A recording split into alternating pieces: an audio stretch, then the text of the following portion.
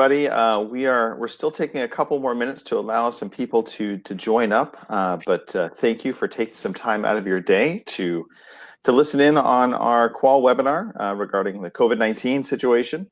And we will be getting started. It'll probably go about 5 minutes in, so about 10:05 is when we expect to kind of kick things off.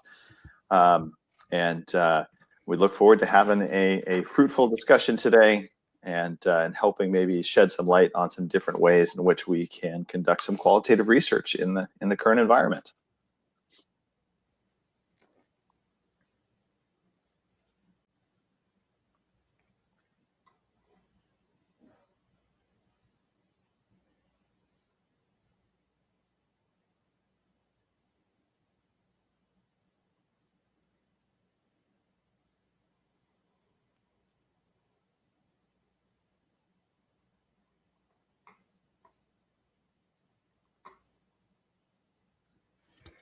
All right, and just for those that are joining right now, we are just waiting a few more minutes to allow additional people to jump into the webinar. But we thank you for taking some time out of your day today to talk and listen in, I guess, in a fruitful conversation around qualitative research in the COVID-19 state of our economy, our markets, and so we wanted to just have a conversation around this, highlight some different methodologies that we feel are going to be effective in doing qualitative research and methods that are very familiar with Think Now, but also talk a little bit beyond that about different groups and things to consider. But we'll dive into all of that shortly. We're going to start right around 10:05.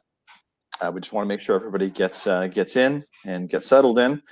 I know it's tough. We have all various different situations now happening with most of us working from home environments. Obviously, it makes things a little more challenging, a little more different. So, but we will persist. We'll overcome it. Not to worry.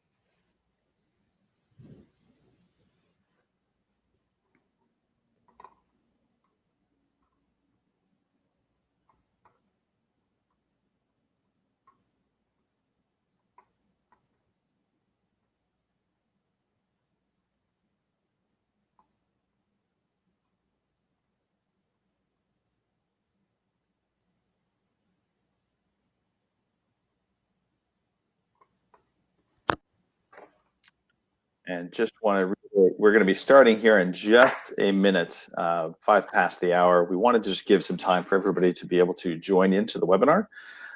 So thank you again for all of you that are here now. We're looking forward to having a conversation around qualitative research and COVID-19, and hopefully, be able to answer additional questions as we go through the webinar today.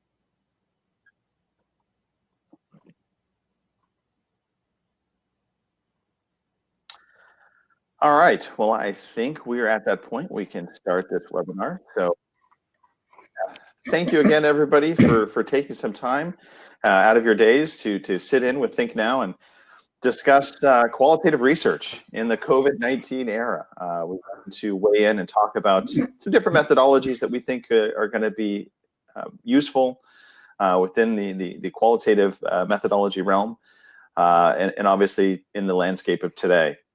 If you're not familiar with Think Now, we are a full service custom research house. We offer qualitative and quantitative research. And we also are a sample provider. So we do have a number of different proprietary panels that we operate and own. So absolutely, if you have additional questions around Think Now and want to learn more, feel free to reach out to me. My information will be at the end of this, this deck. My name is Greg DeLacy. I'm the account manager, or account director, I should say, here at Think Now.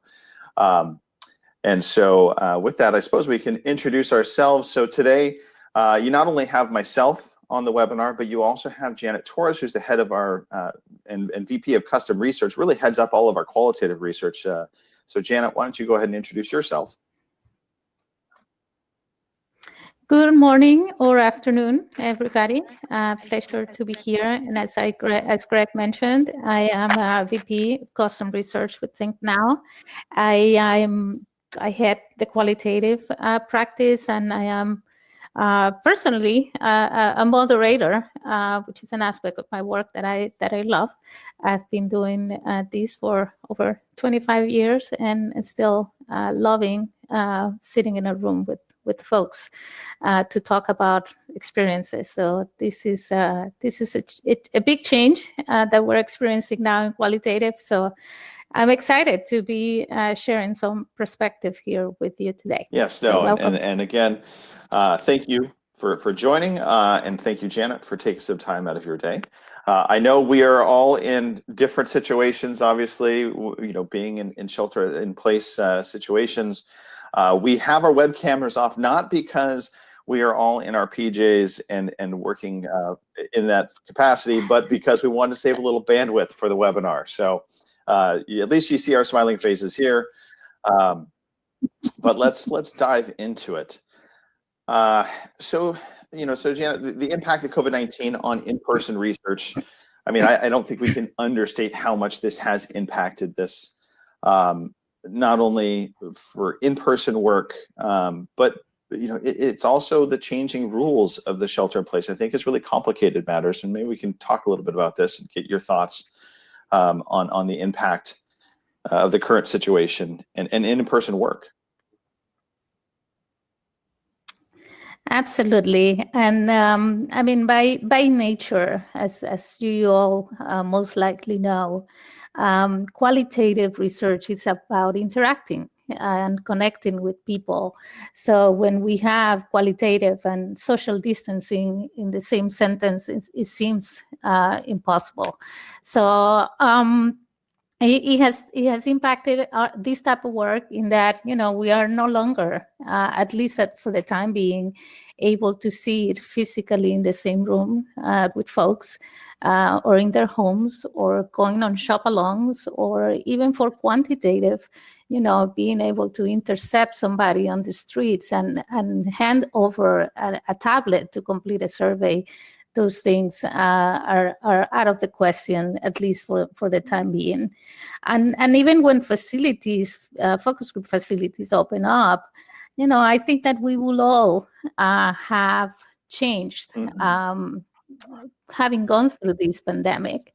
So there will be fear of, you know, going to a place that you're not familiar with, sitting in the same room for 2 hours with a group of people, even if we're sitting, you know, 6 feet apart, you're still gathering in groups. So all of these obviously have changed in how we want to, or you know, interact or socialize with others. So we will all be more cautious. Some will be fearful of getting close to those who are, you know, people who that you don't know. So yeah, so it's I mean, facilities are doing, or early on before the shelter in place came into place, they were taking measures about, you know, disinfecting rooms and taking temperature of participants showing up to facilities and taking precaution. But even when facilities open up, I think that consumers will still be overly cautious about attending qualitative in And person. do you think, is there any risk to brands by wanting to conduct research? I know there's been a lot of hesitation, people wanting to hold their breath a little bit, if you will, and kind of get a beat of what's going on in the country. But do brands run the risk of hurting themselves by either trying to conduct research too quickly, maybe, or is it just really a case of, are they really going to hurt themselves by delaying doing this research? Well, what are your thoughts on I I think that there's no risk in trying to conduct research. I think, if anything, now that we're all sort of in our own space at home, and schools are closed, stores are, most stores are closed. We are all eager to communicate with others. I think that consumers are eager to continue to hear from their brands, from the services and products that they love and they interact with on a daily basis. And I mean, as it is, in the last few weeks, I've been pleasantly surprised to see so much marketing activity, from brands across a really wide spectrum of products and services, not only on social media and email, but also on TV. A lot of brands have really reacted quickly to communicating or continuing that conversation with their consumers, with their customers.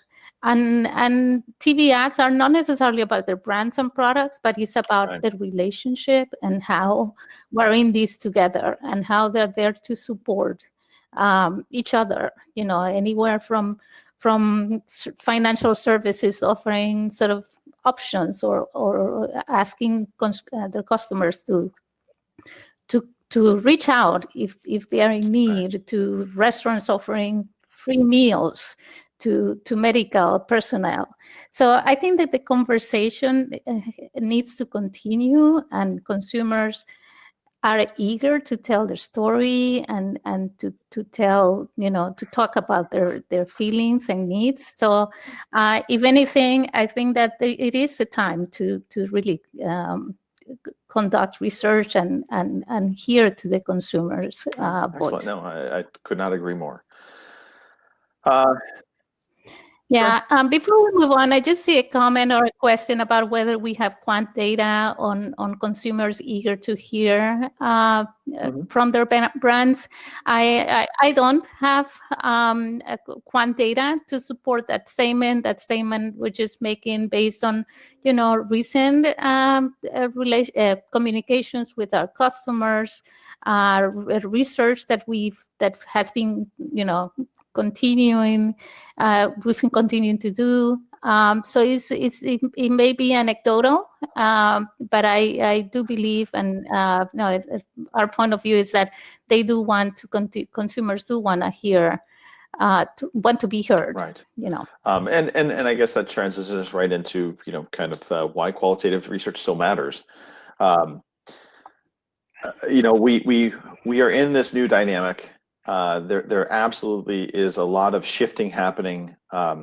Consumer needs over wants. I think what we once wanted, we now view as a need, and what we once viewed as a need, we now see more of as a want. I never knew toilet paper was going to be such a big need. And these are some of the new realities that we are in. Maybe just touch base on a little bit of that, if you would, Janet. Absolutely, yeah. New realities is really key here, and as you mentioned, I mean, what used to be a want or a need, I mean, that has changed. Priorities have changed. The pandemic is really changing. The how and the when and the what and where we consume products and services. Just again, probably speaking anecdotally, but also, there's so much in the news about grocery shopping. I mean, we are doing far less frequent, but but probably bigger shopping trips now, which is a change in behavior in how we plan and how we True. shop. And with schools being closed, it's like a perpetual summer, right? Everybody's home, Right. and when some of the meals of the day were being consumed at school, now the kids are home, so we're probably cooking more. So behaviors have changed, and there are new priorities, new realities, and how are companies gonna understand what those are unless they talk to consumers? So the conversation, as I said, needs to continue. It is imperative to understand new behaviors, but also new feelings. We are changing the way we're consuming products and services, and it is important to put context to those changes and feelings, because yes, we're all in this pandemic, but everybody's reality is different. Some of us are lucky to be able to work from home, but others don't have that luxury right now. So obviously those behaviors and those situations are different in for them. particular, the shopping aspect hits home. What once used to be almost a family affair, we would go out and conduct grocery shopping as a family unit, is now very much a solo unit. We don't bring our kids. I have been designated as the shopper, which I embrace. I have no problem with that, but it's different because we used to go out as a family together and conduct our shopping. Exactly. And just taking grocery as an example, I mean, when you now go into the grocery store and you see stores, which at least here in Northern California, we're starting to see stores with one-way aisles. I mean, 2 months ago, we would have thought that it was the craziest, idea in the world. And now people are embracing that because of social distancing. So, I mean, and there's certainly not only the behavior, but the feelings, that we all have in now shopping in that environment. I mean, we're so used to getting our Amazon or any deliveries like next day or same day. Now you see like 2 weeks is like you feel lucky. So again, everything, our world has changed, and it is imperative for companies to understand how consumers are adapting and adjusting. Yeah, no, to absolutely. And it is funny that you bring up the one-way signs on the floor. Just real quick anecdotal, I was at the store completely oblivious to the one-way signs on the floor and getting all kinds of stares, trying to figure out what I was doing and why I was getting these stares, and then realized I was going the wrong way almost all the time. So yes, this is a new thing. It is there. Pay attention to it, unless you want to get stared at like I did the other day. No, I hope you don't drive that definitely way. not driving that way, and I'm learning to drive the shopping cart apparently. All right, let's dive into some actual qualitative options and start talking about different methodologies we can do online, and it probably should be worth saying, a lot of what we're going to be talking about here from ThinkNow's perspective, these are not revolutionary new online qualitative methodologies. These are methodologies we have been utilizing for years to great success. And so we're going to talk about them and the advantages, disadvantages that they may have. But I just wanted to make sure, we weren't trying to propose or have people feel we're saying, oh, this is some new methodology. It may be new to you, but this is something that we're very familiar with. That out of the way. Let's talk about some advantages for online qualitative, Janet. What do you see, are key advantages when it comes to the online qualitative? And this really applies not even just to the COVID-19 situation, but across the board, even when times normalize, if you will. Right. I mean, and these are things that we take into consideration. even last year, as we were deciding whether to recommend an online or an in-person methodology to our clients. So, some advantages of doing online, say, focus groups or in-depth interviews is like, obviously, there's no boundaries, even within a city. That we can go to a wider geography. If we're doing online in-person focus groups, we're generally limited to sort of like a convenient distance to the facility. In terms of recruitment, all of a sudden, if we're doing online, obviously saying that we're doing a session in LA, all of a sudden, we can go to a much greater geography. Because there's no travel required for participants. There's cost savings in primarily in out-of-pocket expenses. I mean, for online, we still need to pay for a room rental, so to speak, in terms of a platform and an observation room for clients, etc. So a lot of the cost savings come in those out-of-pocket expenses like food or travel or extras, rentals at the facility, etc. But there are certainly time savings, again, in no travel from the client or the research team. We can sometimes cover more during the day, like if we can take advantage of time zones and conduct say 3 or 4 groups in a day, where at a facility or in person we're limited to that one location. And you do bring up a point that, in terms of time zones, certainly that's something to consider when you're doing it. Absolutely. Exactly. There's observation by a broader team. What do we mean by that? I mean, if for real-time sessions, anybody in the client team can observe from anywhere. Again, it's not limited to those who can make it to a facility in person, and it's often, as I said, just more convenient to study participants if they can just call from home or work or they commute to conduct to participate in these sessions.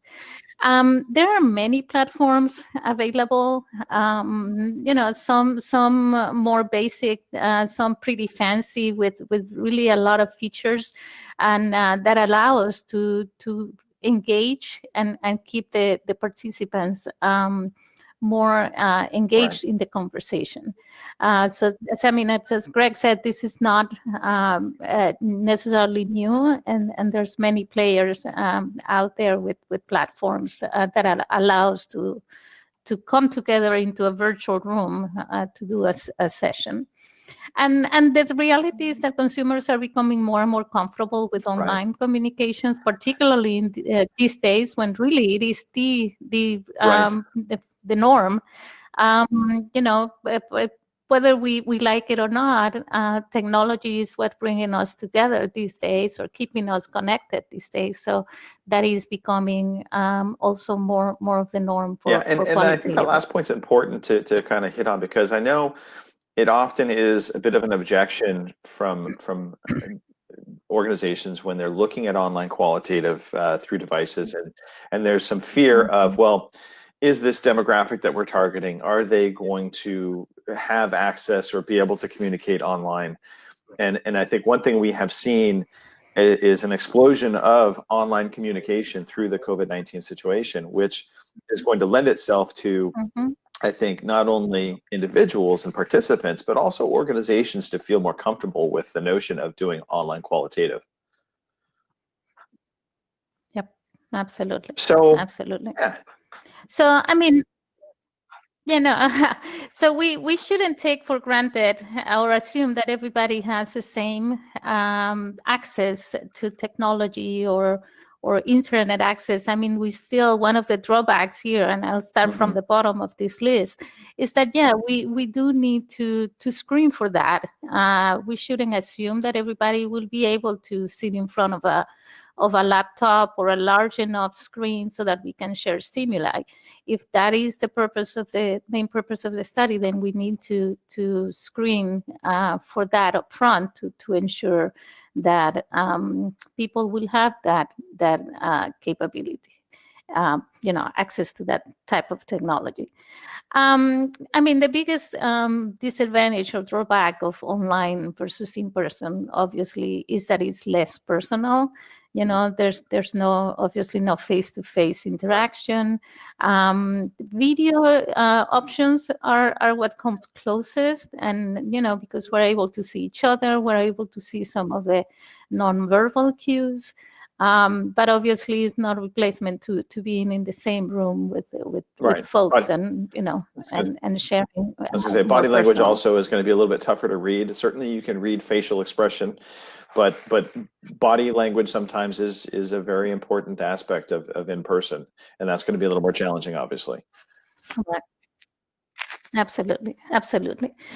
For online, my experience is that generally smaller groups work better. I've tried to do focus groups, a traditional, size of 10, and it's just too much because people, the conversation does not necessarily flow as naturally. People almost feel that they need to wait for for space to talk. So all those little things take time. I found that 6 is an ideal for online focus groups, and because you cannot make them much longer either. The attention span is shorter than if you have them in a room. It is definitely harder to establish rapport and that trust between the moderator and the participant.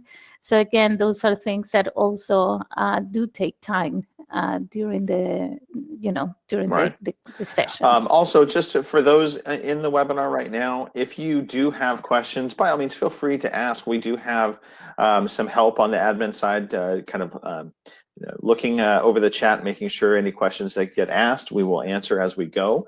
So feel free to ask away.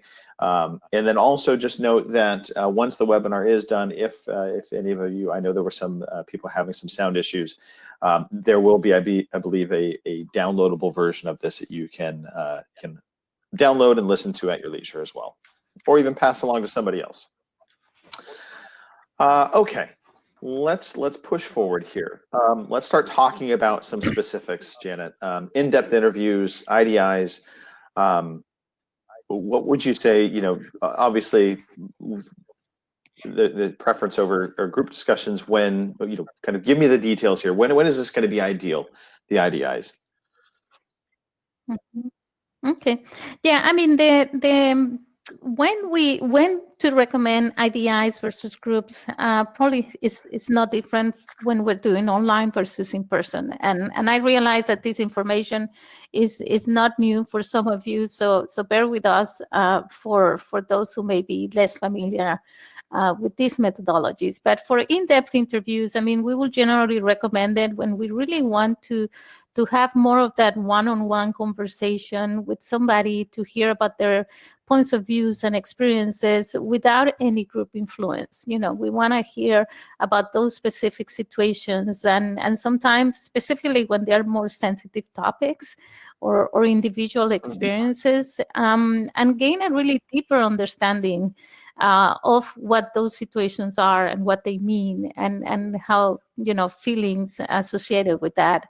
So we usually go deeper rather than broad, covering more topics. We try to gain a deeper understanding on the situation. We also recommend in-depth interviews when we have hard to recruit segments. Say that we're talking to a doctor with a particular expertise, or we are talking to entrepreneurs in a particular industry, or consumers who use a particular brand. So for hard to recruit segments, then we try to go with IDIs, because it's just more reasonable, more feasible to schedule them and recruit them than if we were trying to put together a group. when we look at online versus phone IDIs, some of the advantages of online offers or flexibility that it offers is that, we can still easily share stimuli. When we can share a screen with the participants. Obviously, when we are on the phone, it's not easy to do that. We've can send materials in advance, but obviously that doesn't give the moderator any control over when or what the participant is looking at. For IDIs, again, there are platforms that allow for real-time observations from the client team or from the research team. And when doing video online interviews, then we're really able to establish more easily that rapport with the participant, because again, we can see each other. And as I said, we can do on online versus phone, we can do more than just talk. We can have like highlight or exercises if we're sharing a concept and we want the participant to read it, but individually first, and highlight what they like and dislikes. There's videos that we share either way, from them or from us, etc. So there's opportunity to do a lot more than just talk. If we were doing okay, online. Excellent. And I know we had a question that was regarding online groups, so it we'll answer it right now. And that was from Marissa Martin. She was asking, what about the length? Do you recommend shorter groups for online focus groups? So since we're talking about online focus groups now, let's answer that. Absolutely. Yeah, it really depends on who we're talking to. It's just this, similar to in-person focus groups. The typical group is, 2 hours. We have found that 2 hours sometimes is too much for an online focus groups, even if it is, with a video component, because again, the attention span is shorter. There's more distractions. Whatever the participant may be, there's just more distractions than if we had them in a focus group room. So we tend to do 90-minute sessions, and it is shorter. But if we combine that with a smaller group, then the productive time, if you will, it's still, it may feel like a 2-hour session, but with a smaller group, people have more opportunities to contribute with a smaller group. So 90 minutes is what we typically will recommend. We have done shorter when we're talking IDIs, 30, 45 minutes, depending on the target. And I guess that kind of leads us right into, talking about, focus groups and ideal situations for them. You kind of hit on some of those notes already. Exactly. Yeah, for focus groups, I mean, just like when we are doing in-person focus groups, they are recommended when it's really more of a discovery or an exploration of the topic. Whether it's a new category or a new segment or a new product. Those are the situations when we will recommend focus groups. We typically want to, in situations when we want to build on each other's experiences. A participant says something and then it triggers a thought from someone else. So those are the situations when we would recommend a focus group. Online versus in person. I remember when I did my first online focus group, I want to say probably about 8 years ago, and it was a tough transition for me, going from in person to online. It has grown on me. I think that as people are becoming more and more comfortable with online communications for their day-to-day, whether with colleagues or family, I think that they have become then more comfortable sharing opinions and answering these type of research surveys online. I think there's a combination of anonymity, but also freedom to be candid and honest, and that plays well with this methodology. They're in the comfort of their home or in their own environment, but still and feel comfortable really speaking their mind, knowing that, you know, they're not there face to face with you as well. So, you know, there's definitely, it definitely lends itself for people to feel And perhaps more candid. well, I was going to ask you a question, just kind of in that vein. So I know as a moderator, oftentimes, you know, part of your job is really, if you will, wrestling with the group in terms of if maybe somebody is being a little bit dominating within the conversations versus others. Do you feel online lends itself a little bit easier to help mitigate that, or is that not the case? I think it's just the same. You know, there's always somebody who is more talkative than others, and it's still the role of the moderator to ensure that you hear from everybody, and everybody has, and you know, somewhat equal time to share their opinions. I mean, there's features like, you know, that there's situations where I've had to, you know, switch gears a little bit to some of the features that are available in these platforms. Say, you know, to do a quick survey, even if it is a quick poll, even if it is qualitative, but something that sort of like helps mitigate those, you know, those dominant situations. I've been in groups where, like with entrepreneurs or business people, that they tell me that they really feel special to be talking to people like them in the same line of business, but from different parts of the country. So, I mean, it's just in some situations, these online focus groups give folks opportunity to talk to folks like them. That otherwise they may not have had a chance to do. So, I mean, that's probably more for B2B than consumers, but it's certainly, it does provide a fun opportunities to people to talk. Okay. And I was just going to say, you know, on the visual stimuli, you know, obviously you still can do that in person, but I feel like there are some advantages from an online perspective of being able to pivot quickly if there are additional, you know, stimuli you want to get in front of them. It's not as big a challenge, if you will, in making sure everything is ready to go. And for an in-person group, you have some of that on the fly flexibility when it comes to an online group. Exactly. Okay, so just making sure we don't have any additional questions at the moment. No questions, so we'll keep going here. Online discussion boards, and this is a tool that we, myself in particular, have been a big fan of for certain types of projects. But would love to hear you kind of walk through the online discussion boards, the advantages, and how it sets itself apart from an online focus group.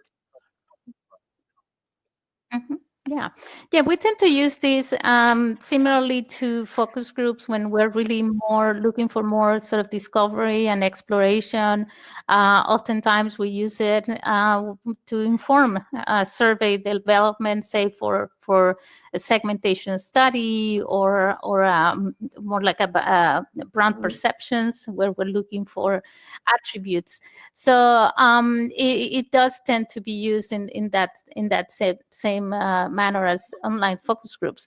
One key aspect of this, though, is that, you know, we use it when we're looking also for more visuals to understand a target. I mean, this allows us to do more like video responses from respondents, or as respondents should show us their pantry or, you know, whatever relevant space, or the car, etc. So it does lend itself for more visual responses, and that we can use for, you know, for that exploration. It allows us, because people are working on their own time and you know, convenience, and don't feel sort of like the pressure of having to answer a question right away. We are able to use more in-depth exploration via projective techniques. You know, we ask people to write, you know, a love letter to a brand, or do a collage, or look for pictures online that show how they feel. So it really does allow us to use more of those projective techniques that help oftentimes with also creative development. And obviously, we use them when we're looking for a population that is not only hard to find, but also dispersed, because there's no boundaries. I mean, we could have in the same discussion board somebody from across the globe, so there's no boundaries in terms of the geography. We can still or time zones, because people are working on their own time. I mean, they're online discussions that are real time. Those we tend to call more like chat rooms. They are more real time. So in those situations, time zones does matter, and they're scheduled more like a focus group. But for the traditional online boards, then it's just we just post a set of questions each day, a set of activities, and people just respond at their convenience. Okay. And I want to be mindful of time as well here. So we are like 40 minutes into the hour. Maybe we can just move on. Push forward. And obviously, if you do have questions as we're going through this, please, by all means, ask. We will do our best to answer in line. And certainly, if it's something bigger and broader that we have to take offline, we can always do that too. All right. So factors to consider when conducting online qualitative. Interesting question to pose. Special considerations. Janet, let's talk about this. What are things we need to be mindful of? Yeah, just like any qualitative work, we need to think about the target and the objectives at hand before settling on a particular methodology. But when we're thinking online, I mean, in our experience, I found that perhaps more important than in person, matching the consumers and moderators' ethnicity is key. I mean, actually, I would say it's imperative. In a situation where we are, it's more difficult to establish that rapport and that trust with the consumers, having the consumers see somebody who really looks like them, looks like me, it's even more important. So I can't stress that enough. As we're looking at multicultural research, it is really imperative to match the moderator in terms of ethnicity, and actually ideally in gender, and it is important. We've experienced in these type of situations in webinars, we always need to allow time for tech issues. They will happen.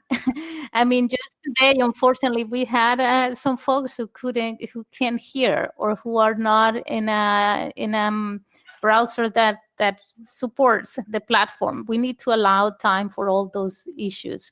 So even if we're planning on a 90-minute group, let's schedule 2 hours.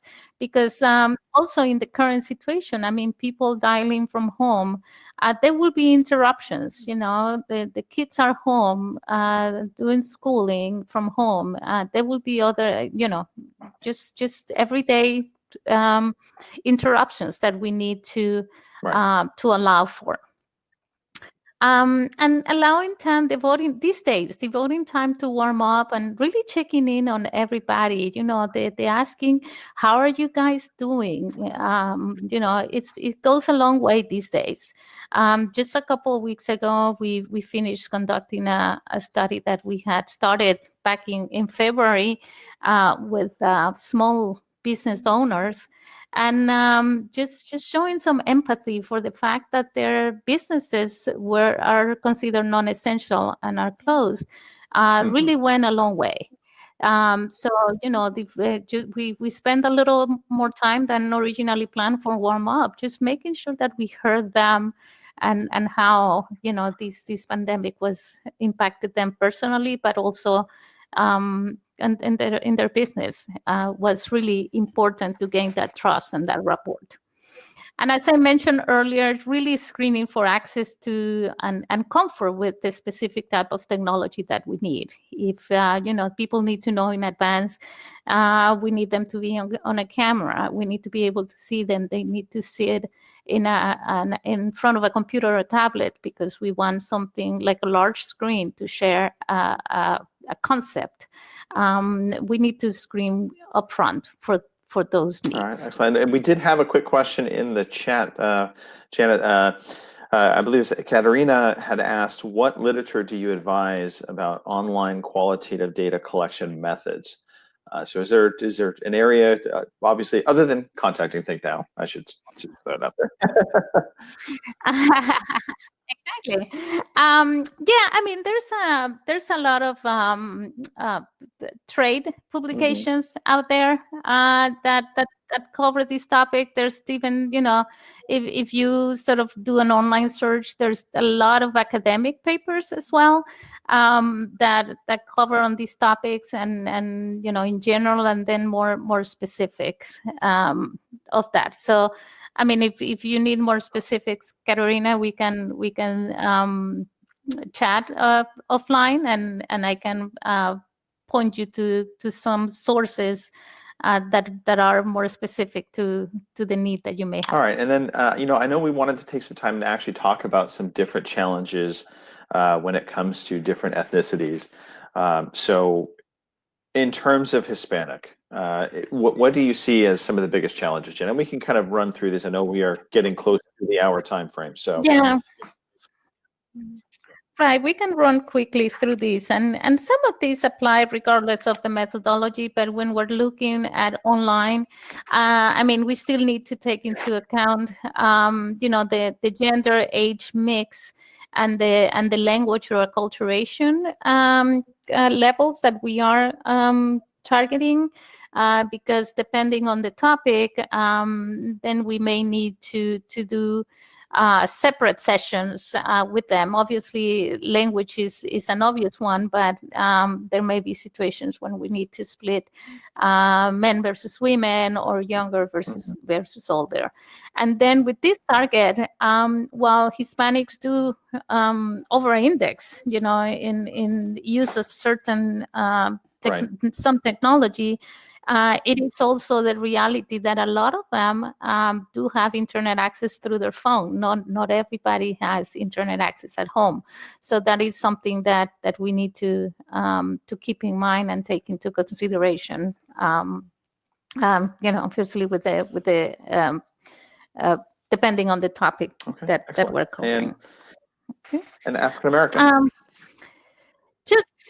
Just quickly, with African American, I think that device accessibility is similar. Not everybody has an internet or the hardware that we want them to have at home. So they need to be, we need to take that into account.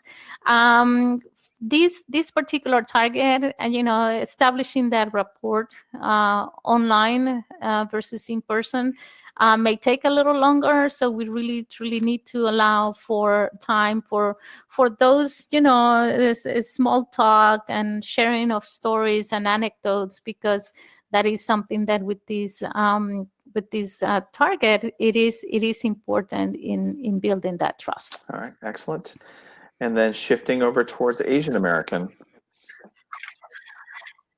Yeah, one key challenge, as many of you most likely know, is that there, the diversity. We think we talk Asian Americans, and there's, unlike Hispanics, when there's like a common language, there is not such thing with the Asian American community. So definitely that diversity of countries and languages, coupled with the diversity of cultural values and traits, really make for this a challenging target.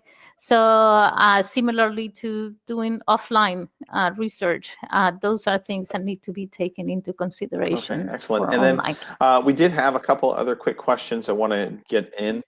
So Emily asked, what are some methodologies of online qualitative that you'd recommend trying alternative to in-person focus groups, other than just discussion boards, chat style? Any mobile interviews, video methodologies that you use at Think Now?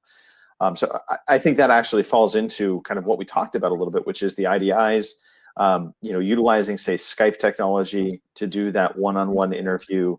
And that could be done on mobile, or it can be done from a laptop perspective. And the great part about that is it's also free technology. So, again, kind of reducing costs. Anything else that kind of comes off the top of your head, Janet? Yeah, I think that there's more like FaceTime and WhatsApp, which are so popular among some of these cohorts. They do allow for sort of like multiple participants at times.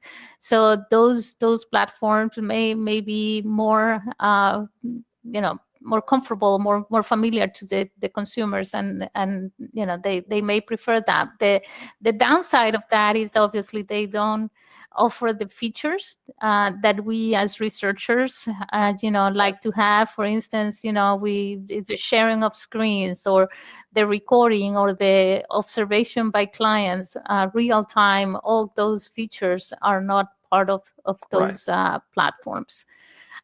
In terms of other methodologies, it's we love brainstorming and coming up with with new ideas with our client to to find solutions that are really customized to needs. So Emily, if you have any particular need in mind, let's just talk, and we can come up with a solution that may work. Yeah, and I think that's an important thing to note, that there isn't just a box solution out there. We don't want to just try and force everything into the round hole when we have a square peg. So we really do want, and you look at everything in its own vacuum for the project needs, the target audience, and then try and develop out what makes the most sense for that project. Alfonso asked, is there a platform you'd recommend for conducting IDIs and focus groups? He said, we are a small agency.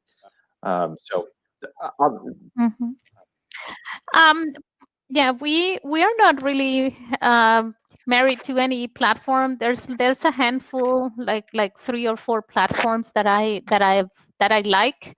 Again, because of the features and the functionalities and the flexibility they offer to the clients. They're out there. And a lot of focus group facilities actually either have their own, or they brand some of the larger platforms, and offer them through their facilities. So there isn't any particular one that I would recommend. It depends again on the situation. Leighton did have a question, and it's something we hadn't touched on here, which is, we talked about unique considerations by ethnicity. What about sexual orientation? That's a great question.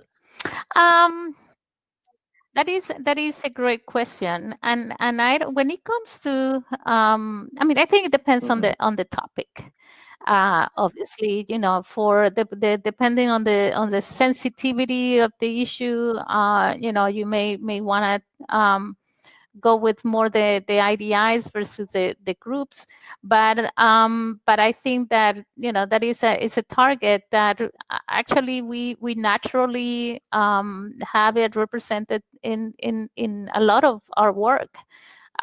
So depending on the topic, there may be some special considerations, but in general, unless it is a study specific to say LGBT community, that we will then say try to match a moderator to the group in terms of gender or the sexual orientation. There's really no special considerations taken when they're part of a just general Gotcha. group. And then let's just real quickly, we did have a slide talking about B2B audiences. I wanted to make sure we got this in since we are getting up close to it. To our time.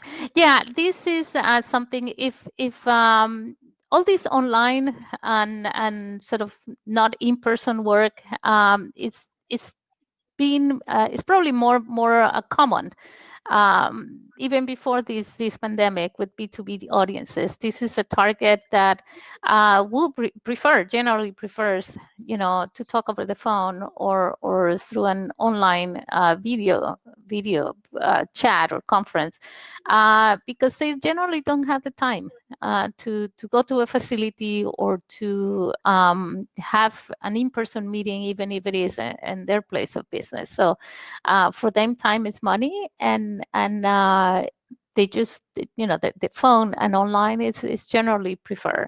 With that said, not everybody has a desk job. We do a lot of work with folks in the construction industry, so we do a lot of telephone interviews and so even WhatsApp chatting sessions with them.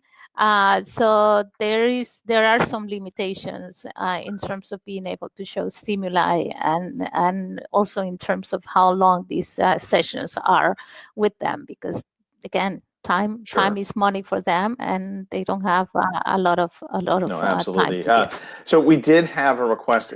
I think people are kind of wanting to just have names of some different platforms that we might recommend. So we're not endorsing one over another. I want to make sure that's perfectly clear, because we do utilize a variety of different platforms. Some fit better needs than others. Absolutely. Yeah, I mean, places like common names in our industry, like Focus Vision. They've had different platforms. There's iTracks is one that I've used recently, just to name a couple. But again, there's many out there. Some of your traditional focus group facilities, like the Plaza Research and the Schlesingers of the world, they do rebrand some of these platforms to offer sort of like a one-stop shop for the customers. Okay, excellent. Well, thank you for that, Janet, and thank you again, everybody. So just some key takeaways as we're wrapping up here. More than ever, public opinion around brands, products has the potential to shift. Qualitative research still matters. In-person research is more challenging due to social distancing rules, and that will continue to shift as we get new rules in place. Online qualitative methods are available and widely accepted. Many virtual facilities and platforms are available. So as we just noted, there are a lot of different solutions out there. We don't have one we recommend over all others. We prefer really to look at the features and offerings from each different platform and methodology to match them appropriately.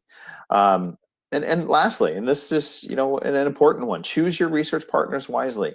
Work with teams and groups who understand the nuances and challenges of online qualitative work. We've outlined a lot of that here. And it's important that they understand the challenges of online qualitative work, and also your audience. When it comes to multicultural audiences, obviously you're going to want to make sure you have a research partner that not only understands multicultural, but also the online component to it as well. So we really hope this has been informative and helpful. We really invite you to reach out to us. We know you have needs. They're gonna continue to be there. We want to be your research partner. By all means, reach out. thinknow.com. Greg at thinknow.com is my email address. Feel free to shoot me a note and follow up. We can answer any additional questions you have or address a particular need if you have one. But Janet, thank you for your time. It's been great having you on and getting your vast experience on display and talking about just some of your different experiences and points of view when it comes to qual. My pleasure, and thanks everybody. Stay healthy and there don't you touch go. your face. And Be mindful of the one-way sign on the shopping floor. All right. With that said, thank you, everybody. Again, thinknow.com, Greg at thinknow.com. Please reach out, let us know. And if you need to download this, there should be a version of it downloadable that you can share with other people. So that will be available once the webinar wraps up.